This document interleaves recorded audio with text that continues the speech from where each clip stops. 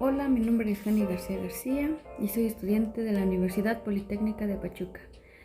Soy estudiante de la licenciatura de Terapia Física, actualmente cursando el primer cuatrimestre. Y bien, en este video podcast hablaremos sobre la física aplicada en fisioterapia, así como muchos de sus conceptos. Como principal punto tenemos que entender qué es la física. La física se encarga de estudiar, evaluar el funcionamiento del cuerpo humano, llevando a cabo técnicas específicas que nos permiten conocer datos de medición de acuerdo a las leyes físicas en la evaluación del paciente. Es importante estudiar el sistema internacional de unidades, en las cuales existen varias magnitudes que podemos utilizar en diferentes unidades de medidas. Estas son importantes para tener un parámetro antes y después de una terapia o de alguna aplicación. Consideramos que una magnitud es todo aquello que puede ser medido, y una unidad de medida hace referencia para medir y expresar las magnitudes. Como bien, y lo podemos ver aquí, tenemos las unidades de medida, donde la potencia se mide en watts, y estas las podemos encontrar en la aplicación de un ultrasonido. La frecuencia, que se mide en hertz, y esta la podríamos encontrar o utilizar, hace presencia en la electroterapia. La superficie es medida en centímetros cuadrados, y esta se utiliza en la dosificación de algún agente.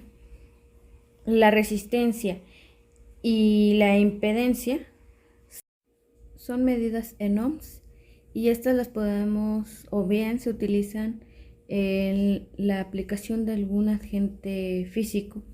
El voltaje es medido en volts, y la presión es medida en milímetros de mercurio. Esta la podríamos utilizar en técnicas manuales, como lo es el drenaje linfático o alguna manipulación. Como consiguiente tenemos las magnitudes vectoriales. Estas utilizan vectores, y estos se suman o se restan. Un vector es todo segmento orientado con las tres características esenciales, que son intensidad, o bien conocido igual como módulo, sentido y dirección.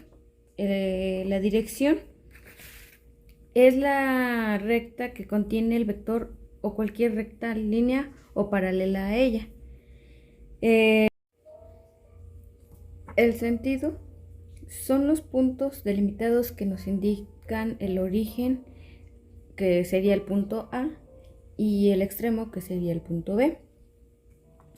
Como bien ya lo habíamos mencionado, o ya lo había mencionado en algunas de sus características, una unidad o magnitudes vectorianas nos ayudan a representar fenómenos como el movimiento que estas o nosotros tendemos a realizar. Nos ayuda a determinar, a representar, a calcular todas las magnitudes vectoriales, desde el ángulo, la sumatoria de los movimientos y el desplazamiento que éste tiene a tener con respecto a su peso también. Esto se utiliza mucho en la biomecánica u otras técnicas para poder sacar la suma de los vectores y calcular como el movimiento. Este ya podría ser el movimiento de mi hombro, alguna flexión o abducción de codo y una extensión de mano. Podemos calcular cualquier movimiento que nosotros realicemos, ya sea de algún miembro, ya sea superior o inferior. Entonces entraría ahí la alusión a la mecánica, y como tenemos por entendido, la mecánica es la rama de la física que se encarga de estudiar los movimientos y estados del cuerpo. Esta se divide en dos: en cinética, que estudia las diferentes clases de movimiento de los cuerpos sin entender las causas que lo producen, y la cinemática, que estudia las causas que originan el movimiento de los cuerpos. Para entender un poquito más esto, para generar un movimiento, ¿qué causas lo involucran? Si hay alguna fuerza, el desplazamiento que este tiende a tener, y la cantidad de trabajo que nosotros le transportamos a ese movimiento o a ese objeto. Entonces, en la mecánica tenemos los principios biomecánicos, los cuales el principal sería el principio de economía de esfuerzo. Este principio nos da a entender la cantidad de materia ósea. Esta es alguna alteración que podría llegar a tener alguna estructura. Esta pues llegaría a tener una afectación. Entonces lo que pide este principio de economía de esfuerzo es más que evitar el desgaste de energía, evitar el cansancio, la fatiga, así como también es lo que pretendemos nosotros los fisioterapeutas. Tenemos como consecutivo el siguiente principio, que es un segmento compensa a un vecino. Este llegase a suceder o hacer presencia cuando tenemos alguna lesión o alguna afectación en alguna estructura. Por ejemplo, yo tendría una alteración o alguna fractura en rodilla, por ejemplo. Este se lleva como una cadenita a qué estructuras más se ven como compensadas dentro de una alteración. Se identifica la malformidad y el nivel que está.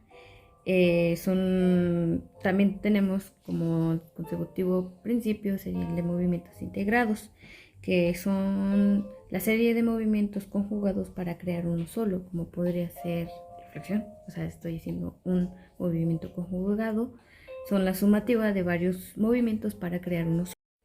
También tenemos el principio de referencias anatómicas. Este es para poder delimitar, orientarnos en puntos o regiones y denotar si estas están dentro de la normalidad. Y por último tenemos el principio de detención previa. Esto es, como ya lo dice su nombre, detención previa. Es previo a cualquier movimiento y detecta una señal que están determinadas en puntos específicos. Dentro de la cinemática tenemos diferentes clases de movimiento. Una de las clases de movimiento es una palanca. Una palanca es una barra rígida que consta de un pulcro, de una resistencia y de una potencia. Esta es utilizada para multiplicar la fuerza o el movimiento, utilizada para levantar, inspeccionar o desalojar un objeto. Tenemos tres tipos de palancas, tres tipos de géneros. La primera son las que tienen el pulcro en medio. La resistencia y la potencia se encuentran orientadas en los extremos. La de segundo grado se le conoce como interresistente, porque la resistencia está a la mitad y el pulcro, se encuentra en el mismo eje y la potencia inclinada hacia arriba. Y por último, la de tercer género, esta se le denomina interponente. La potencia se encuentra entre la resistencia y el punto de apoyo. Otra máquina simple que encontramos en el cuerpo humano son las poleas. Son complejos articulares y son músculos. Esta nos permite vencer una carga o una resistencia atada o aplicada a uno de los extremos, ejerciendo una potencia o una fuerza a otro de sus extremos. Otra máquina simple que encontramos en el cuerpo humano son las poleas.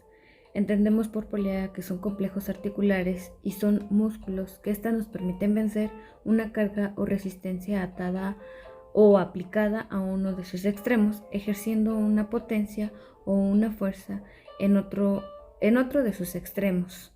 La velocidad es el desplazamiento dividido en el tiempo que se tarda en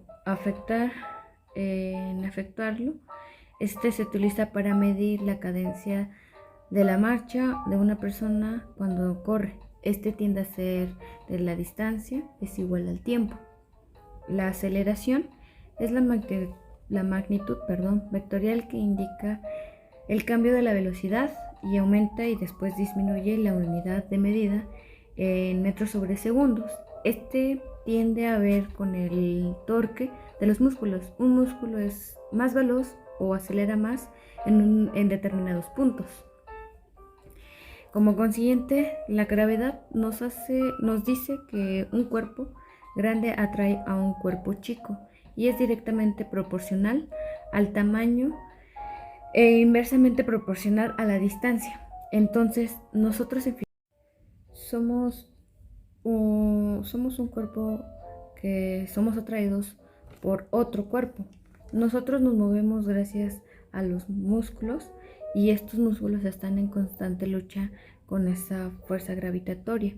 Es por eso que nosotros tenemos tono muscular y músculos antigravitatorios, y personas con alguna lesión o incapaces de dar una contracción muscular en los músculos antigravitatorios, pues tienden a tener alteraciones en la marcha y alteraciones posturales, así como también la pérdida de la fuerza. Entendemos que la fuerza es la cantidad de trabajo y esta se aplica de una manera proporcional de un objeto material a realizar un movimiento.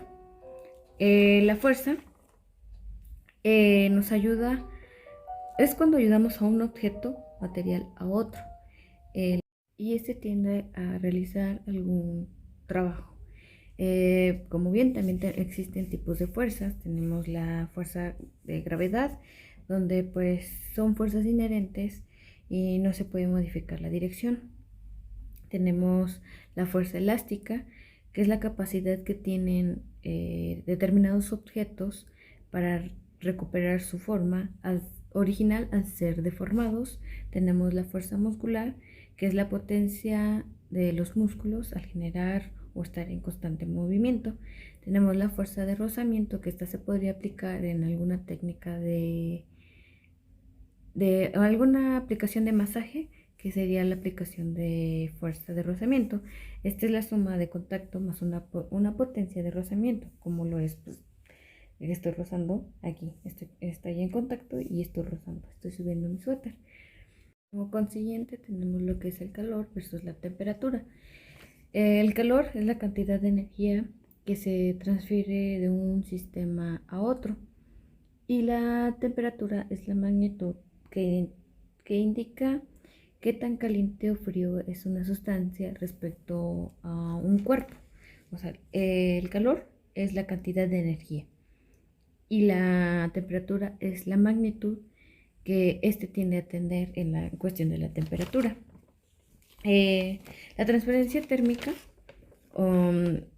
es la transferencia de energía de un lado a otro, y tenemos por parte y tenemos por una parte la conducción, que es la propagación de un sólido a otro sólido. En fisioterapia pues utilizamos la conducción para una compresa húmedo caliente, y esta se transfiere calor de una zona líquida a otra zona sólida. También está por convección, que es la propagación de una sustancia caliente. Esta podría ser una tina de jacuzzi, donde hay un líquido que transfiere calor o energía al cuerpo. Está la propagación por radiación, y es gracias a las ondas electromagnéticas, en donde hay bueno, no hay contacto directo con el cuerpo, pero sí hay transferencia de energía. Esta la podríamos utilizar en un espectro electromagnético a través de la velocidad de la luz. Y pues no, como ya lo había mencionado, pues no hay como tal un contacto directo. Este sería un claro ejemplo, el de los rayos infrarrojos. La carga eléctrica es la cantidad de electricidad que pasa en un tiempo determinado. Este también se le conoce como la intensidad. Y la potencia es la fuerza que impulsa o cede electrones de donde hay exceso a donde hay un déficit, y este se puede ver en la electroterapia. El flujo es el paso de lo que es la corriente de negativo a positivo hasta buscar pues un equilibrio entre estos dos. La resistencia es la dificultad que presenta el paso de la corriente, y es donde los conductores pasan sin dificultad. Los semiconductores existe una turbulencia, como ciertas trabas para que este pues tiende a llegar a su destino. Y los aislantes es cuando no hay como tal un paso, hay un impedimento para que la electricidad o el calor llegue a la zona.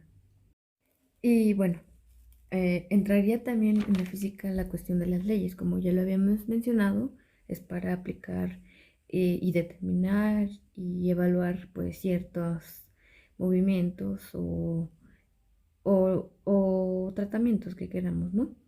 En esta cuestión hace relevancia la ley de Ohm y esta nos habla de estas tres partes que son la intensidad, la resistencia, el voltaje y nos dice que la intensidad es irreversible, proporcional de los cambios de la resistencia, que es la intensidad, como ya lo habíamos mencionado. Un ejemplo es cuando un amper quiere atravesar el voltaje y este está empujándolo, entonces, pero la resistencia lo está impidiendo ese pase. Entonces, si el voltaje fuera mayor, la intensidad pues aumenta, pero si en lugar de más voltaje hubiera más resistencia, la intensidad tiende a disminuir. Así como pues también sabemos que existen pues dos tipos de corrientes. Existe la corriente pues continua, que tiene una fase de cierre, una fase de sostén y una apertura, y hay una acumulación de iones. Este solamente tiende a tener un solo sentido. Tenemos la corriente alterna, como su nombre lo dice, es pues bifásica. En este caso tiene dos fases, que es una corriente negativa y una corriente positiva. No hay una combinación iónica. Esta corriente tiene pues cambios de dirección, va de arriba hacia abajo o de arriba hacia abajo, que pues sería de polos positivos, iones negativos. Y aquí entraría lo que es la física a la onda. Como bien conocemos que una onda es una perturbación en un medio. Las características de la onda son que tiene una longitud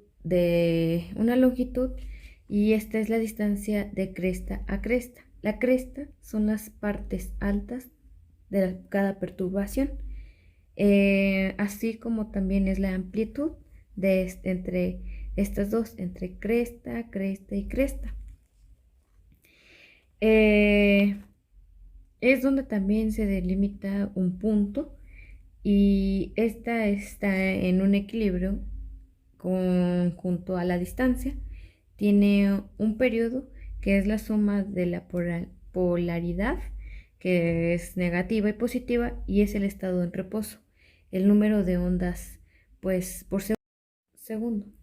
Entonces, por ejemplo, aquí tenemos pues 4 periodos, 1, 2, 3, 4 periodos, y si estos periodos estuviesen separados o delimitados en un segundo, tendríamos 4 Hz, que serían el número de ondas de periodo en un solo segundo. Entonces, pues bien, la física aplicada, como ya lo habíamos mencionado, es y como para finalizar, pues claro, la física nos permite, en cuestión de la fisioterapia, a nosotros estudiar y evaluar el funcionamiento correcto del cuerpo humano, lo que está dentro de la normalidad y qué alternativas o qué técnicas nosotros tendríamos que ocupar para pues darle un tratamiento. Claro, esto no solamente se va y se basa a la manera empírica, sino que todo tratamiento, como ya lo sabemos, pues es dependiendo pues de cada paciente, es de manera individual.